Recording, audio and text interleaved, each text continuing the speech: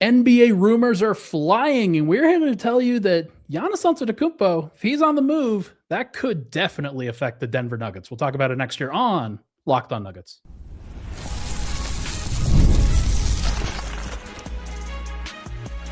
You are Locked On Nuggets, your daily Denver Nuggets podcast. Part of the Locked On Podcast Network, your team every day.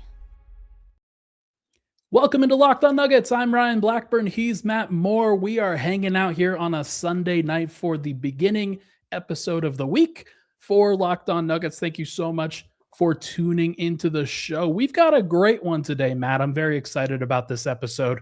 We're going to start talking about the NBA draft that is just a little over 2.5 weeks away. I mean, holy cow, time moves quickly in the offseason, at least at the beginning. Then in the second segment, we're going to talk about, hey, Western Conference is shifting. What do we think it's going to look like in 2026-27, and where do the Nuggets fit into that landscape? But first, right at the top, Matt, we got to talk about, hey, you went a little viral this weekend. You went a little viral. Hey, somebody getting aggregated because he's got the big sauces. He's talking about Giannis, folks. Not even like the big ones. It's just like all sorts of random ones. Yeah. It's funny though. It's funny. But I think it's for a good reason because you've been pretty connected to various Giannis trade talks over the years. And I do think that you've had a pretty good pulse on how some of this has gone over that time. And so I just wanted to kind of get your thoughts on it initially. What platform, what you were on with Wes and the others on while doing that show, right? The first clip that got aggregated. Yeah, so we were talking about we're doing these watch alongs for the finals. You can catch us. I'm posting them here on the channel at YouTube, so you can, like, if you want a second screen that doesn't require, listening to the commentary, you just want like a better discussion, and we talk about stuff like this. You can tune in and do that over on YouTube. And so, okay, I tried to couch it. I tried to be like, look, I'm not on the phone with John Horst.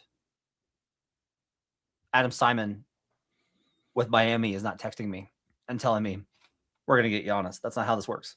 There is a feeling. The biggest reason that I've kind of been a little bit more chatty about it is that I'm trying to think of how to put this and be careful.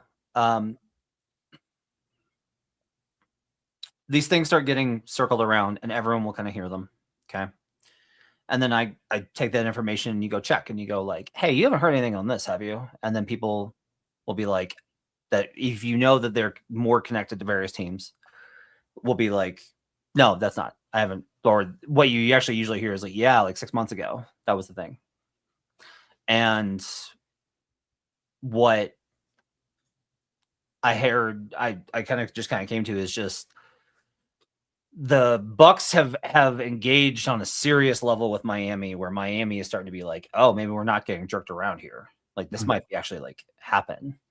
There's always excitement and confidence from Miami side. I don't know who it is that does this, but someone on Miami side is always just like feeding stuff to the local media that makes them think like, we are this close to getting Nikola Jokic. We are this close to, we're going to get Jokic and Shea.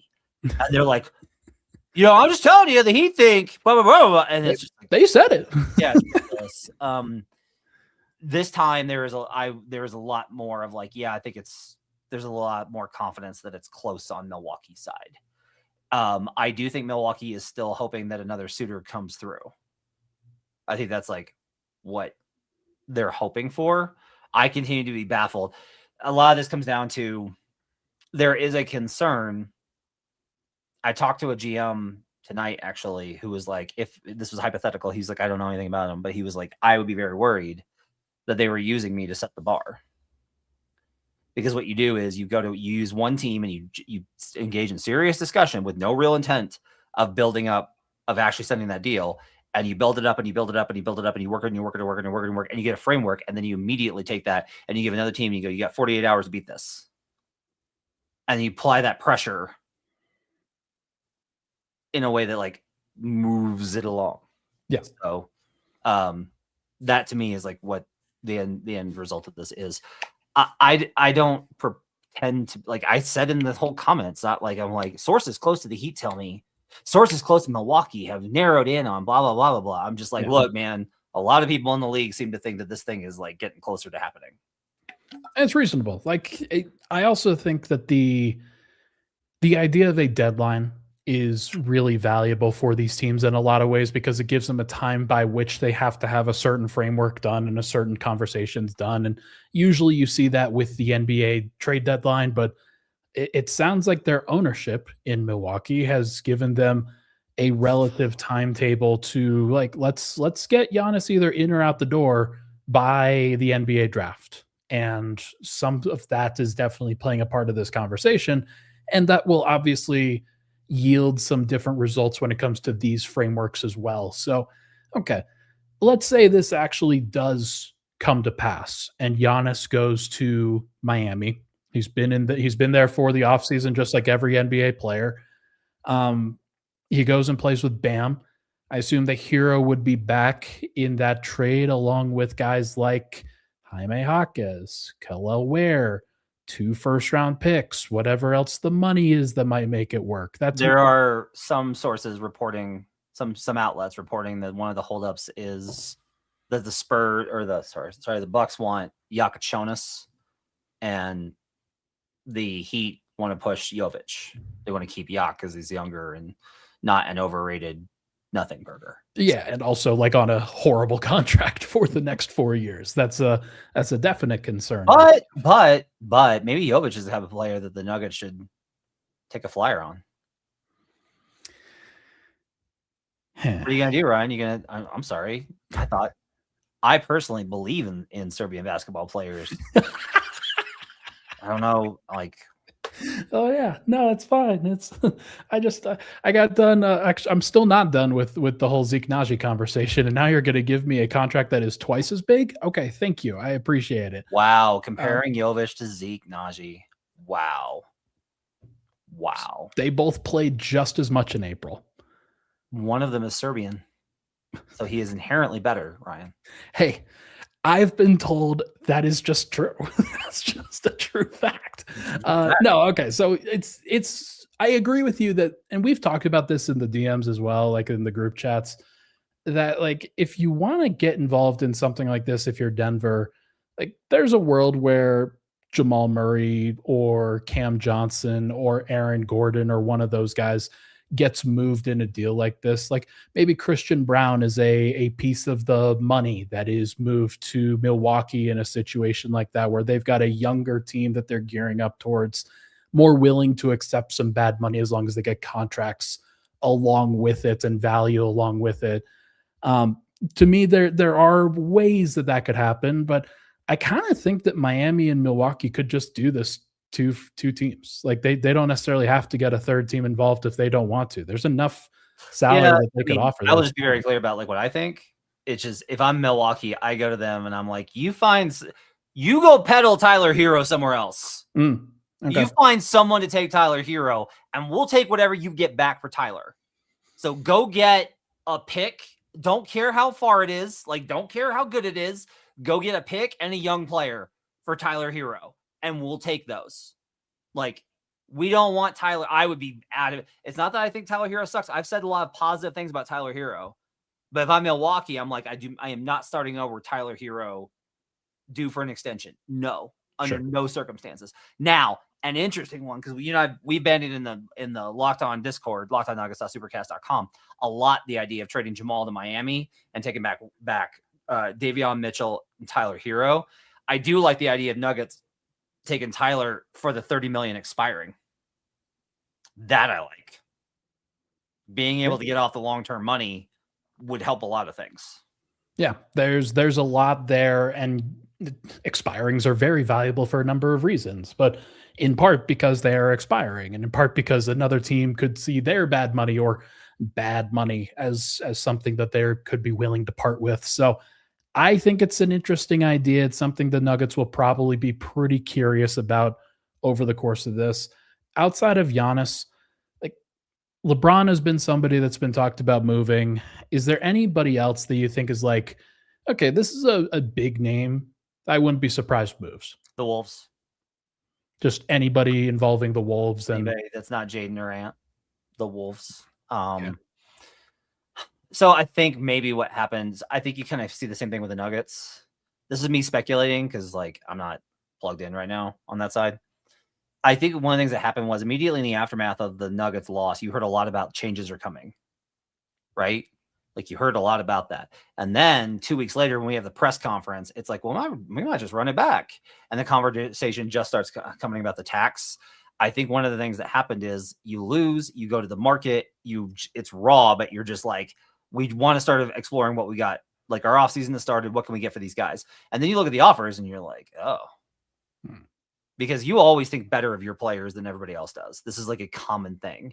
And I've tried to explain this to Heat. I was trying to explain this to a Heat fan today who was arguing with me. I was like, he's like, Giannis is 34 or 31 and he's got all these injuries and he's going to be bad and blah, blah, blah, blah, blah. And I was like, then don't trade for him.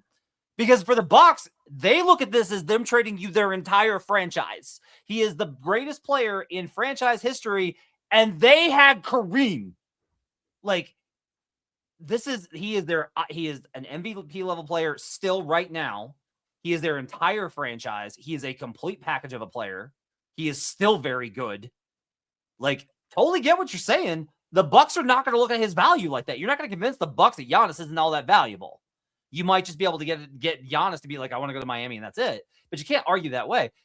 With the Nuggets, same kind of deal, right? Where it's like, but like Jamal Murray averaged 50, 40, 90 in the Western Conference Finals. Jamal Murray had a 30-point triple-double in the NBA Finals. Jamal Murray just came off of an NBA All-Star, All-NBA season. But if everybody around the league is like, yeah, but a lot of miles and, you know, we think like Ryan Blackburn does, and he's like over the age of 27 and he might die any day. And you just might not get value back.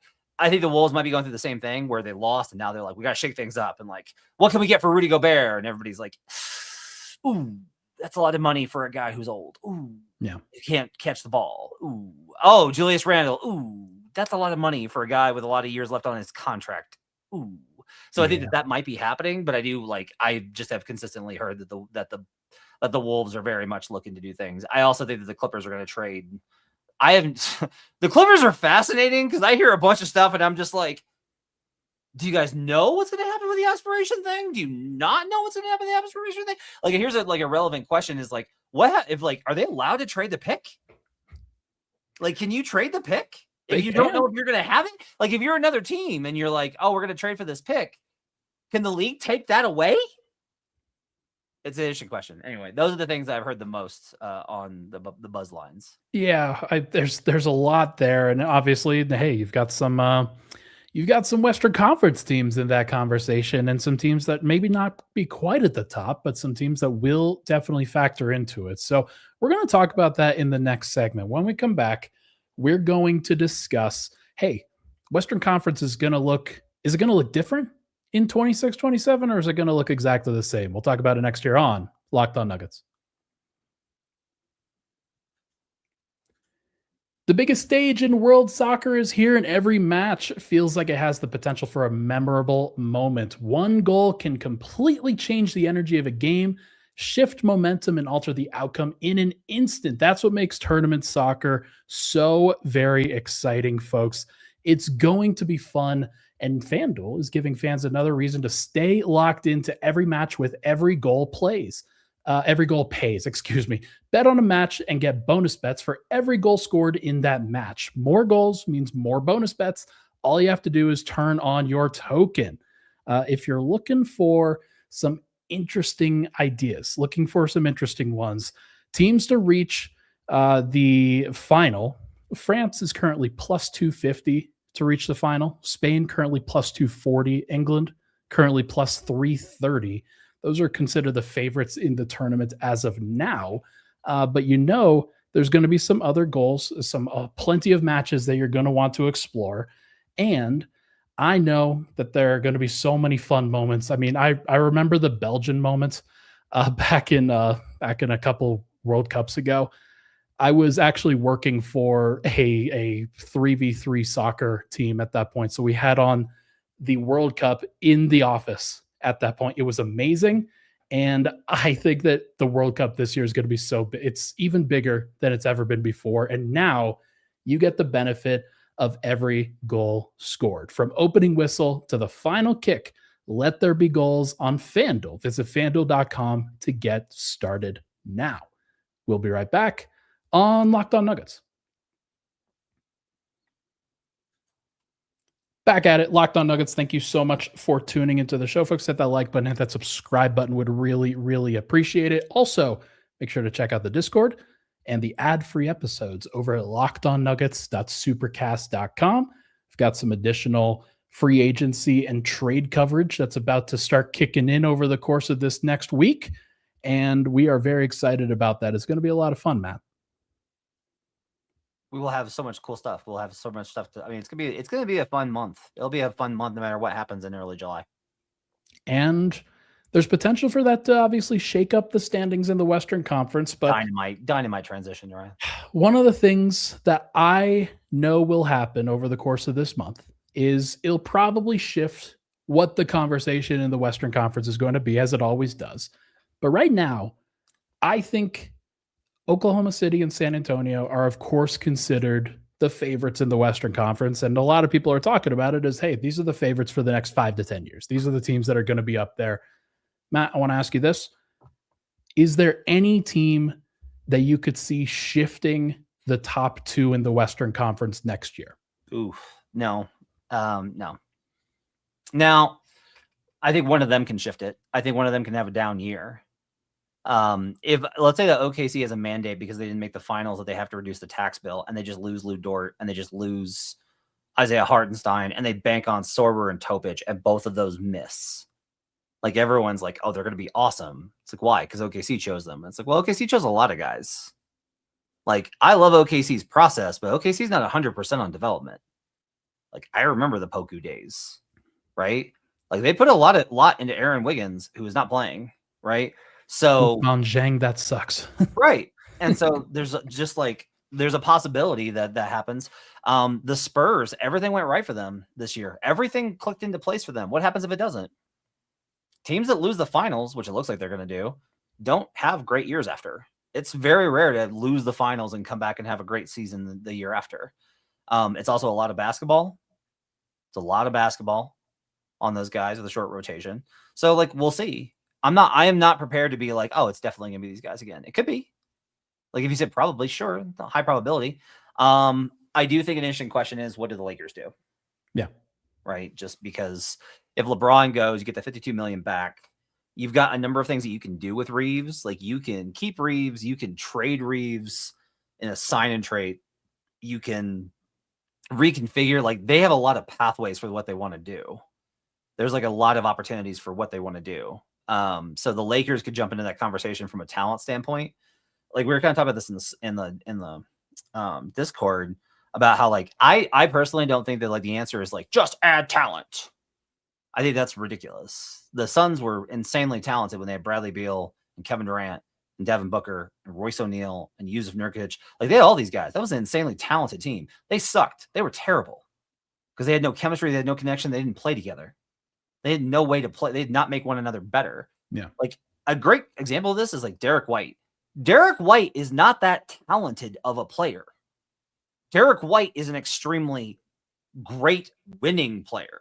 He does the stuff but when you move him into a larger role, you kind of go like, oh, Derek's actually not that talented. Derek just, like, is great at doing all the stuff that you need guys to do. Yeah. And we've seen these teams, the Thunder built a team where it was like, they have so many good guys. And then they lost 2 of them. And all of a sudden it was like, you're not going to see the offense. Yeah. And the Spurs built this team where it's like, all these guys are awesome. But then you run up against a Knicks team where it's like, oh, no, we actually are like adults. Like, we're men and like are adults in the room. And they look like children that are just like running at the rim. So my point here is just like, I don't think that the Western Conference is set in stone in any regard. I think that there's just like a lot of things where there's always going to be plot twists. What I do want to do with the segment, though, is I want to ask you, because now I just talked for a long time. Will the Wolves be better than the Nuggets next season? No. Okay. It's hilarious. I know. Will the Clippers be better than the Nuggets next season? No. Okay. Will the Rockets be better than the Nuggets next season? This is a tough one because I do think that Fred VanVleet does matter in that conversation. And I do think that another year together, I mean, they kind of hate each other. Are they going to hate each other less with more time? Probably not. So no, I don't think they're going to be better. Okay. The Jazz. Are the Jazz going to be better than the Nuggets next season? There's a part of me that wants to say yes here. I don't actually believe it. You're so mad about how people reacted to your ridiculous take. It wasn't that ridiculous. It was that there is a non-zero chance that it happens. Look, there is a non-zero chance that I become a Lakers fan. Yeah, all they have to do is just trade for all the former Grizzlies role players. Just Dean Wade. Just Dean Wade. I think that the ceiling for the Jazz is probably like 46 wins, and the floor for the Nuggets is probably 44. That's kind of where I'm at with it. But like, I don't think those are likely. Okay, so do you think the Jazz are going to be better than the Nuggets next season? No. Are the Blazers going to be better than the Nuggets next season? No. Wow. What makes you? I have no idea. I just think that team sucks. I think Klingon's going to take a step forward. He's great. I love him. I think that Scoot has potential to take a step forward. Suns, they're getting back Dame as a guy who they just didn't have last year. Suns not going to be better than the Nuggets next season. No. Warriors are not going to be better than the Nuggets next season. No. Unless they get Giannis. Yeah, if they get Giannis for like Jimmy Butler and 2 first-round picks, that's a little different. Like Pelicans, Mavericks, Grizzlies, Kings. No. So it's just like, now this is us saying this. We flash forward a year and we'll be like, oh, of course this team was better. Like, of course the Pelicans were better. Did you see the season that Trey Murphy had? Right? And then people will do like you should have seen that coming. No, we shouldn't. Let me guess. You just basically told me 11 teams that are not going to be better than the Nuggets. And then, or at least 12, basically, because you didn't say the Lakers. We don't know about the Lakers, but like, I think that's 11 teams that are not going to be better than the Nuggets, which means I think the Nuggets are going to be a top 4 seed. So like, when I talk about being low on the Nuggets, and when other people talk about me being low on the Nuggets, it is relative, because I think that the Nuggets in the regular season are still a relative wins machine as long as they are relatively healthy. They have the capacity to do that. I just don't think that they have the ceiling and the oomph that you need in order to get over the top of those other great teams. Okay, so I want to ask this question. If you told me that Phoenix finished with more wins than the Nuggets next season, I don't look at that and I will not go like, oh, they made a trade and they added a superstar. I would not say that. I would be like, oh, everything clicked into place and like that was their season. Like everything went right for the Phoenix Suns. Everything went right for the Detroit Pistons this year. It just all came together and it clicked into place. If you told me the Portland Trailblazers, I'd be like, okay, so Dame came back, like awesome, and everything clicked into place for them. And here's the thing, though, is that intangible element is up for grabs and unpredictable, and it's something that is not. We cannot look at rosters on paper and predict that. And my point here is, what if it is the Nuggets?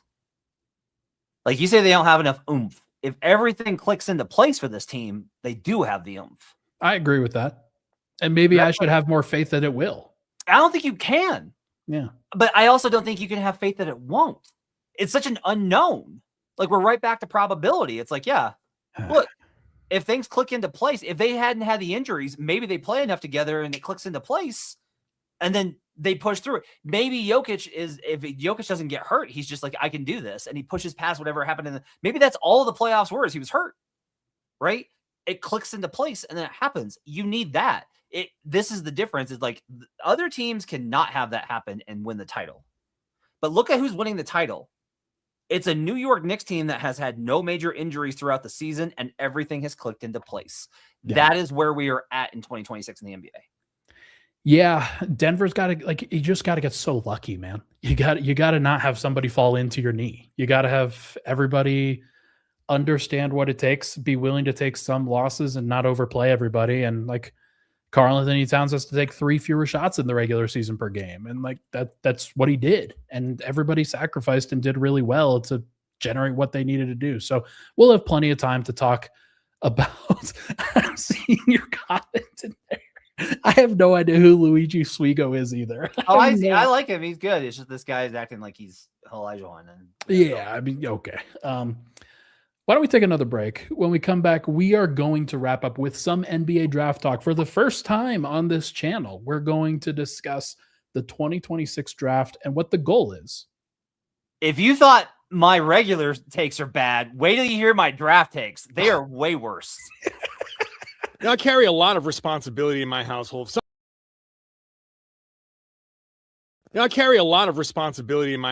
something happened to me, there would be serious consequences. We have a mortgage, we got tuition, we got everyday bills.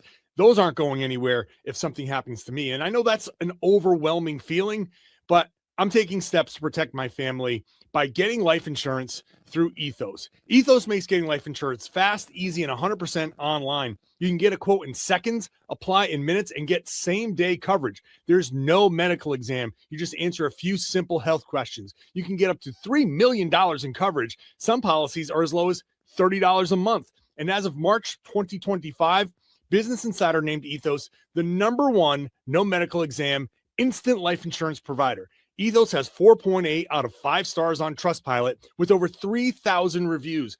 Protect your family with life insurance from Ethos now by going to ethos.com/LockedOnNBA. In as little as 10 minutes, you can get your free quote and up to $3 million in coverage at ethos.com/LockedOnNBA. That's ethos.com/LockedOnNBA. Ethos.com/LockedOnNBA. Application times and rates may vary.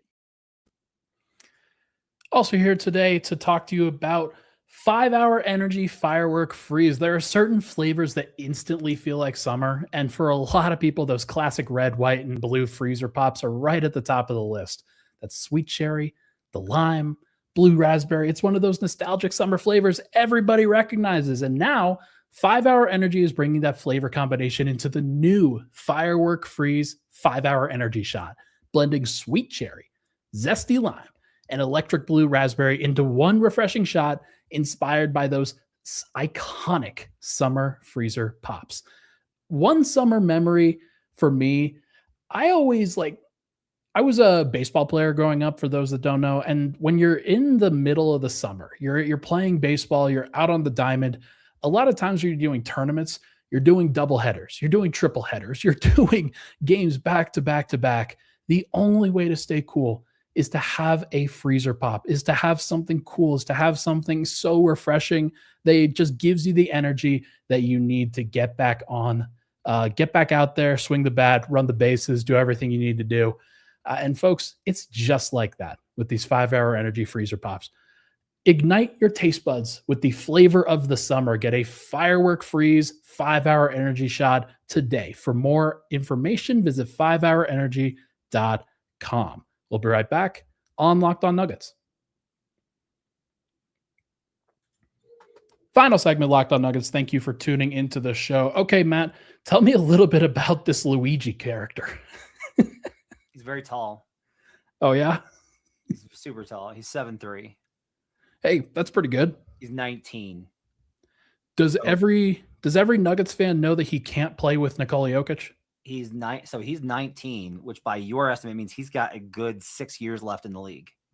Oh, okay. So yeah, they should just trade this pick because this young player will be dead soon.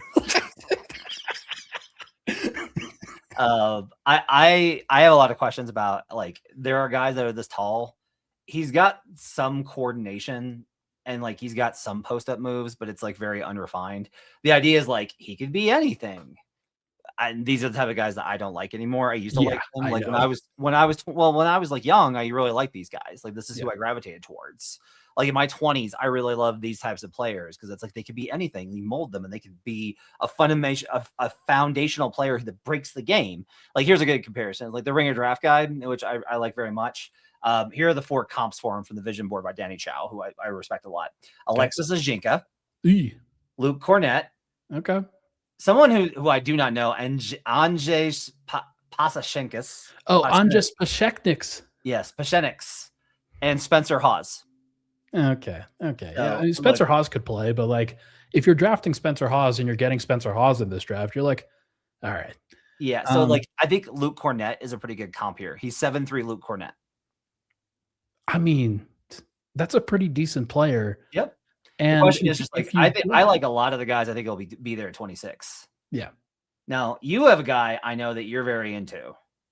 Yeah. You wanted to talk about him. Who's that guy? Oh, it was there's a couple of different guys on that Ringer draft guide that I think are interesting. One player also Kevin O'Connor mocked to Denver was Christian Anderson, who's a Texas Tech guard. And he's a shifty guard. He's a scoring type. He's somebody that can go off the dribble, handle the basketball, a little bit undersized, like is not going to be a little bit. More, and I'm like, hey, he's like 6'1". It's not like he's that. He's 6'1", 180. Yeah, I mean, that's not that bad. He'll fill out a little bit. Like, no, he's small. Peyton Pritchard is big. To me, they're bigger. I don't want to like step on you. I'm just like, to me, this is like too small. Move on. No. Interesting. Okay. I mean, to me, that's one of the reasons why these guys fall in the draft in the first place. And at some point, they need to be picked. At some point, they are too talented as scorers and as players that they can create and can do enough. Can you not get a veteran point guard if you're just looking for a guy that's like small and can make a jumper? Can't you find those guys? Probably. Yeah. You probably could. Versus like my guy is Joshua Jefferson. Okay. I love Joshua Jefferson. Now, the whole thing is like, it's a very me player where it's like, oh, look, he's going to do all like the little stuff and he's like so smart and he makes all these really great plays. And it's like, what's the problem? Oh, he can't jump high enough to finish at the rim sometimes. So it's like playing him and Spencer would be an adventure, but that's also just like, man, he is so fucking smart. I watched all of his steals. That kid's anticipation and understanding of angles and ability to like absolutely close space to be able to make defensive plays is phenomenal. And he is a great passer. He has so many passes in his bag that I like a lot. If you want to go another way, I wind up liking Marez Johnson out of Michigan quite a bit too. That's another interesting. I think 6'9", 251, old school power forward. Look, you need more depth behind AG and Peyton's too slight.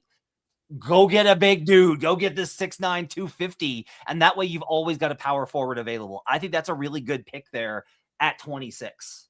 I like it. And one of the premises of this conversation, like there's guys in this draft you think they can get, right? Yes or no? Like yes. That could actually help. I am annoyingly, the more I keep like picking a guy out every day and being like, and doing the work on him. And every day I'm like, oh, I really like this guy. Way more than I typically. Usually I'm kind of like, yeah.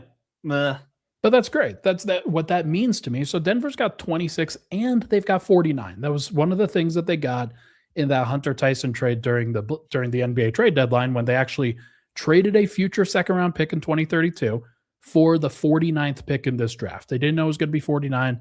They thought it was going to be closer to like 40 or 45 because Atlanta was not great at that point. And then they went on a 14-game winning streak. But they are going to be like, there's a couple of different guys that they have available to themselves. So like there's players that they could get. My question to you to kind of wrap up here, what should be their goal in all of this? Like, should they be using the draft as a way to add young talent, or should they be using these picks to then trade for a veteran or get off of contracts? Like there's a variety of different ways that I think they could go that are being discussed, especially for a team that notably wants to get cheaper. So we're screwing around in the Locked On NBA mock draft, and we're looking at a couple of draft offers to try and improve the team right now. And it's like, I like all these guys and think they could come in and be good players, but it's also like, I will ask this to the chat with where the Nuggets are at. And like, this is a significant question here. Okay. If you use 26, what we're currently looking at is trading Cam Johnson to get another pick, then using that pick and 26 to get off of CB. So you clear Cam Johnson and Christian Brown. You re-sign Peyton is the idea in the offseason. And other than that, you run it back. You don't get the 26 pick. You trade Cam for a pick that you're immediately sending out. We would try and get, there's one guy, I will not say who in case we were able to pull it off. That's a good veteran forward that would be good, that people would be excited that we got, but is not like a superstar. Is that worth it just to get off of CB with how people feel about Christian Brown? And like Royce Flanders says, like, no way, terrible idea. This is like what I don't know is like, I try and be receptive to the fan base, Ryan, and there is so much talk of anything that you can do to dump CB is what you should do. And I think that's extreme because I'm just like, he's at low value and probably going to get better. Yeah. Hurricane says to trade up. Look, I love that idea. If there's a team that's willing to trade up, that's willing to do it, let's say OKC can't package to move up, right? I think that's a great way to do this, is to be like, okay, hey, we're going to send this veteran player out because we have to pay Peyton Watson anyway. We will give you that pick in another draft. So you kicks the can down the line. What we want is one of your picks in the teens. You get 26, that future pick, and we want one of our picks back from the future.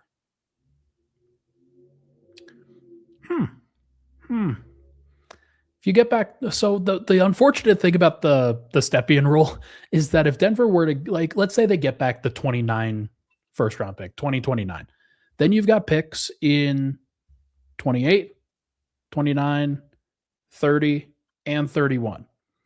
The problem is you can only trade one of those at a time. Yeah, but that's a problem for future Nuggets. Yeah, you know what? Fair. And the other, like, you kind of regain some of your future in that regard. There's something nice there. I think we're kind of stumbling on like an idea here that they should really consider, which is if you have to trade guys in order for you to be able to re-sign Peyton anyway and duck the tax, if you're going to do that, use it to get your pick assets back. Use it or get other ones. You restack the stock. So, okay, say this Thunder deal again, because I'm struggling to come up with the value on their side of it. So their thing is, you know how like the Nets had to take 4 draft picks last year? Yeah. Like the Thunder can't do that. They don't have rotation minutes. They can't take these guys. Like they are objectively out of minutes. They own 17. And then they own 12, I think. They own 12, 17, and 29. Yeah. Okay. Sorry, 30 is they have 30 and they traded it to Dallas. So they only have 12 and 17. Yeah. If instead of 12 and 17, if they can't move up, if they're going to stay at 12 and draft one of those guys, okay, cool.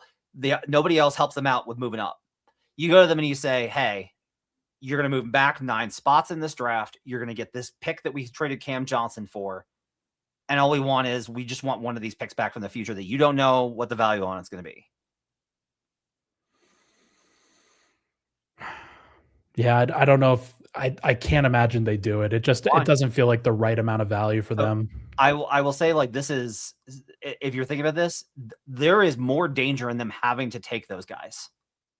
They don't have the roster spots. Like, look at how many guys they have on roster. Yeah, I guess like if I were them, I'd be doing the same thing that they've been doing with Denver before, is like taking Denver's future picks and trading so that Denver can acquire current guys at that point. But Denver doesn't have the future picks to then trade to them. Like they're still trading 26, which is a guy that they would have to draft, you know? Perez says, can we not make the Thunder better? This is why I would not do the deal with them for Cam Johnson. I would not send them Cam Johnson. Because if you send them Cam Johnson and all of a sudden he looks like, how annoyed are people going to be that hated Cam Johnson if you trade him there and all of a sudden it's like Cam Johnson hits 5 threes against you in game 3? That's going to probably happen. Yeah, I would not do that. Yeah. Okay. Now, if I agree with this person that says do not trade with Sam. In general, I agree with you. You should never, ever trade with Sam. But if you're going to lose Cam anyway, if you can trade him into space, get a pick back, move up into the 17 spot, that puts you in range of a lot more guys that I think can make a real difference here. I like the guys at 26, but the problem with 26 is a lot of these guys, it's like, look, I like Josh Jefferson. He might be gone at 22. Merez might be gone at 19. But you might get like Phylon could fall. You could take, I don't think you should. You could take Nate sorry. Yeah. Cameron Carr might slide. He's the one everyone loves. I think he's more likely to go top 10 at this point because of the hype. Sturts might be there. Like, you can get one of those guys if you move up, and now all of a sudden it's like, all right, you cleared out a roster spot, and now it's like Peyton slides up, and that guy comes in at forward position behind them, and now you have taken what was Peyton's position off the bench, and you have replaced it with a top 20 rookie. Not bad. And then you add veteran minimum contract guys to kind of replace the fringes and see what you can do. I think it's pretty reasonable. So There's a lot of different ways that we can get to, and I think that we should definitely do some profiles for different players on future episodes. We'll be talking about different let guys. us know in the comments and his on Twitter, and join the Discord and tell us. We will do a whole profile on him. Yeah, I've pulled Josh Jefferson stuff because I'm just like ready to talk about Josh Jefferson. Is like, I love him so much. He's gonna be a great player. You know who I loved? Josh Jackson back in 2017. Yeah, that kid. Yeah, it's a good example. Oh, the other one, I like a Corey a lot too. He's got some good numbers. I like a Corey, and he's only 6'1", 186. So I get it, but he's just like explosive and powerful. Yeah, that's kind of like Donovan Mitchell, if you will. So, all right, folks, that is going to do it for this episode of Locked On Nuggets. Thanks for tuning into tonight's show. Really appreciate the support on the podcast as always. Swipa will be with you on Monday afternoon, I believe, and we'll have some other conversations throughout the week about the NBA draft, Nuggets future rumors, and everything in between. Everybody have a good start to the week. Talk to you guys very soon. Bang bong.